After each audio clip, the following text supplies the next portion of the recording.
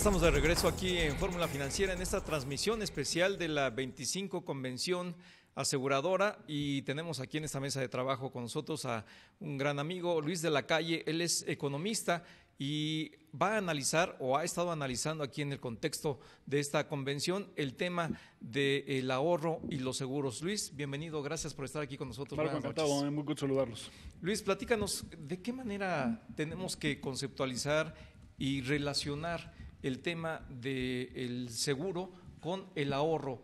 ¿Cómo es que los mexicanos pueden ahorrar pues contratando un seguro? El día de ayer estuvo aquí el Premio Nobel de Economía Stiglitz y nos recordó que la crisis de Estados Unidos en 2008-2009 en gran parte fue producida por una falta de ahorro. O sea, y en México hemos tenido también periodos donde hemos ahorrado insuficientemente. México tiene una tasa de ahorro más o menos promedio comparado con el PIB, pero en México necesitamos ahorrar más. Y necesitamos ahorrar más por dos razones. Una, porque necesitamos crecer. Para crecer necesitamos invertir. Para invertir necesitamos haber ahorrado. Y la otra cosa que es muy importante es que necesitamos ahorrar mejor, porque mucho del ahorro en México no se canaliza de una manera eficaz y eficiente para la producción de bienes de capital que permitan el crecimiento futuro. Entonces, los seguros pueden hacer una importante contribución no solamente a elevar la tasa de ahorro, a prever por el futuro, a prever sucesos que puedan enfrentarse las familias, las empresas, el gobierno en el futuro, sino a través de una mayor penetración de los seguros, tener una mejor intermediación financiera que redunde en la generación de capital que sea más productivo para entonces incrementar la productividad por medio de la economía. Oye, Luis, da la impresión que estamos entrampados ahí. No hay posibilidad de ahorro por, las bajas tasas que han estado, ¿no? Las bajas tasas. No hay capacidad de seguros porque tampoco no hay ningún estímulo. Bueno, fiscal ya ni hablamos, ¿no? Hay muy poquitos estímulos fiscales. Realmente está todo como para que no se dé. Bueno, en México yo creo que tenemos que convencernos de la importancia que pueden tener los seguros para tener un mayor crecimiento. Y entonces tener las políticas públicas que promuevan una mayor penetración de los seguros, desde las fiscales hasta otras muchas, ¿no? Es muy importante que la gente se convenza de cuán importante es estar asegurado, por ejemplo, en materia de salud, en materia de protección de tu propio patrimonio, en materia de vida. La mejor manera de asegurar el bienestar de tus hijos, de tus padres hacia el futuro, es contar con un instrumento que permita enfrentar los distintos acontecimientos que tengas en la vida familiar que siempre vas a tener. O sea, la probabilidad de morirse es 1. La probabilidad de enfermarse pues es cercana a 1 o tener un accidente. Entonces, una sociedad bien organizada es una sociedad que logra mutualizar los riesgos y diversificarlos a través de un mecanismo de seguros. Entonces, no hay economía moderna que no tenga una importante penetración de los seguros en su economía. Y México es una economía que quiere modernizarse, pero tiene una penetración de los seguros que es altamente insuficiente.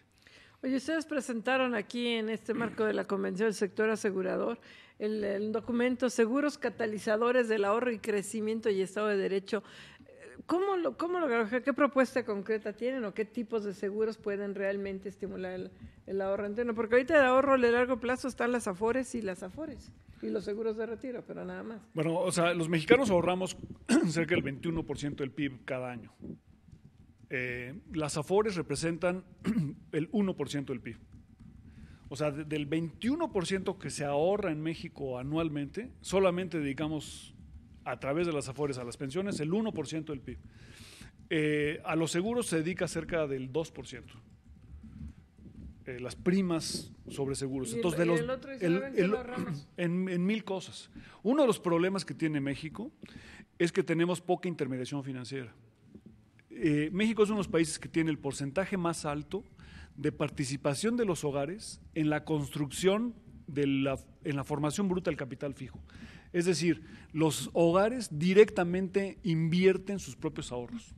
Las familias que cuelan el segundo piso de su casa, la familia que invierte en un pequeño negocio, que abre una miscelánea o que en el campo invierte en su propia parcela, está usando sus ahorros, no los intermedia financieramente y los invierte directamente.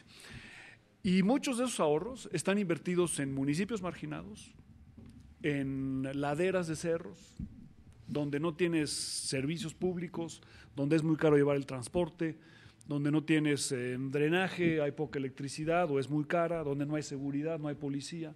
Y entonces tienes pocos bienes públicos, pocas economías de escala, y el rendimiento que te da esa inversión es relativamente mucho más bajo del que podrías obtener si hubiera una intermediación financiera suficiente. Y el otro problema que tenemos, o sea, hay una intermediación financiera baja y por lo tanto una inversión ineficiente. Y el otro problema que tenemos es que mucho de ese ahorro no tiene un propósito de largo plazo.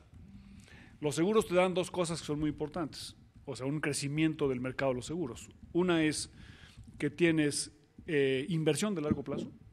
El seguro, por definición, es una inversión de largo plazo. Y la otra, que te permite una intermediación financiera mucho más moderna, eficaz, y que se dedica a asuntos que son claves para las familias y las empresas, ¿no? Para enfrentar y diversificar riesgos que las familias y empresas enfrentan.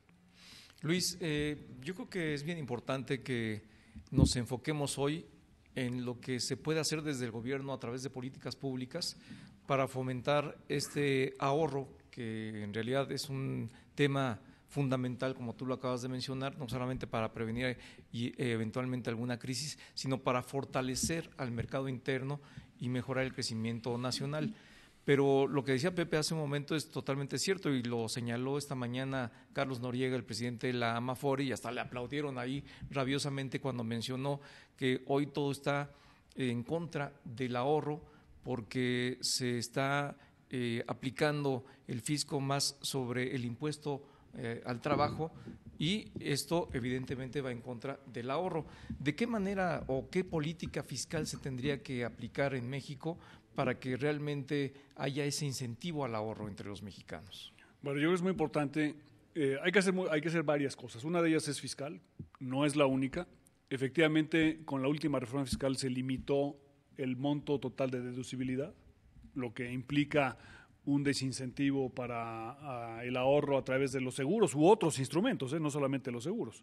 Hoy en día te estás copado para tus ahorros, a pesar de que sean ahorros que vas a utilizar para el retiro, muchos años después, o para enfrentar una enfermedad a través de tu seguro, etcétera. Entonces, es muy importante que el Congreso de la Unión en México reconsidere la deducibilidad de inversiones de largo plazo como estas. Esa es una forma de hacerlo. Pero hay más.